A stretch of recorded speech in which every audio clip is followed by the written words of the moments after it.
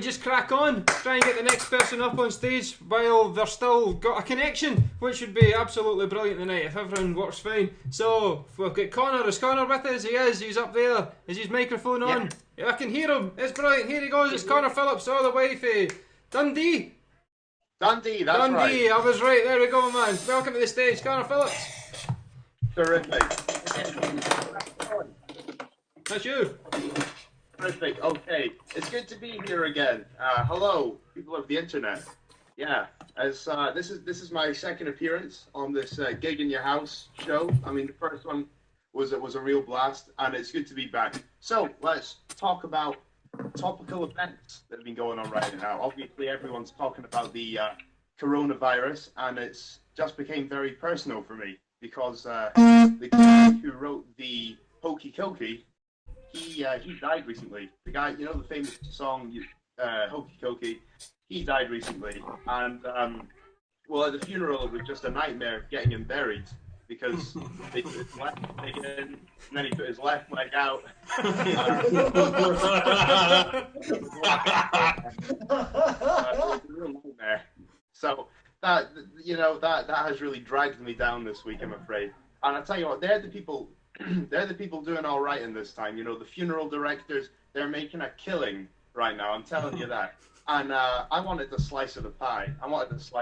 So I went to my local funeral director and I said, "Oh, listen, I've got a business idea for you." I said, "What do you think about glass coffins? What do you think about glass coffins?" And he said, "Remains to be seen." No. No,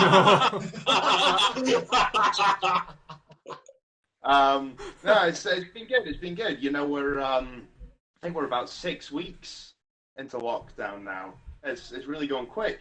Time flies, eh? Time flies like an arrow, and fruit flies like a banana. I tell you, it's nice to hear you laugh. I hope you are laughing. It's nice to hear you laugh because there's no laughs where I come from in Dundee. You know, Dundee's rough. I mean, Dundee's really rough. Well, just last week, a guy pulled a knife on me. I could see it wasn't a professional job. There was butter on it. I mean, seriously, rough in Dundee. I remember the first week I moved to Dundee. You know, I wanted to get my bearings. So I asked the local policeman, I said, "Which way is it to the train station?" He said, "I don't know. So far, no one's ever made it." You know, if you're in Dundee, you gotta be tough. You just gotta be tough. And I know a few tough fighters in Dundee, right? I know this one guy who was a soldier, and when he was in the battlefield, he survived mustard gas. And then after his battles, later on in life, he survived getting pepper sprayed by the police. So he's had mustard gas, he's had pepper spray, he's a soldier. I mean, he truly is a seasoned veteran.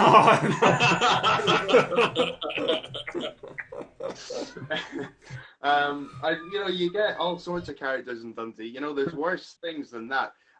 Addiction. Addiction is a big problem, obviously, in Dundee. Scotland's drug capital, I'm sure you've heard it all already. Well, I know a guy that is addicted to taking brake fluid. I mean, he's addicted, but he says he can stop at any time. So, no, listen, I'm not one to talk anyway. I'm not one to talk. I mean, I've got no addictions myself, but in the past, I was suffering from a soap addiction, but I'm all clean now. And sometimes it's just good to talk about these addictions. So I went to my doctor, and I talked about one of the biggest addictions that I find a lot of us have, and that is social media. You know, you find you're just glued to Facebook. So I'm talking to him, and I said, "Hey doctor, I think I'm addicted to Twitter."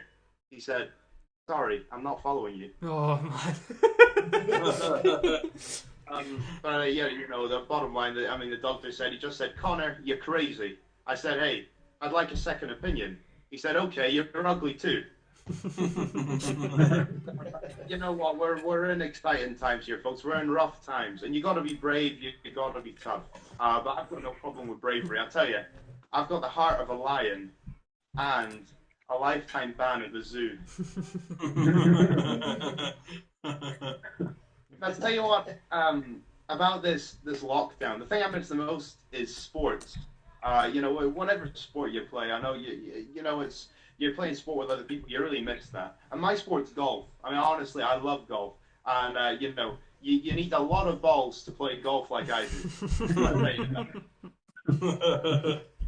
So, but honestly, don't you think that when you know you're sitting in lockdown day after day, probably going through the same routine, and I'm getting really bored. I'll tell you, I'm getting really bored. Well, just last night, me and my brother watched 3 films back to back. Luckily, I was the one facing the television. No, yeah, honestly, it's tough. And, you know, one thing that cheers me up is just thinking back about you know the good times with my friends, just hanging out, going for a drink, the simple things in life. And looking back, I just think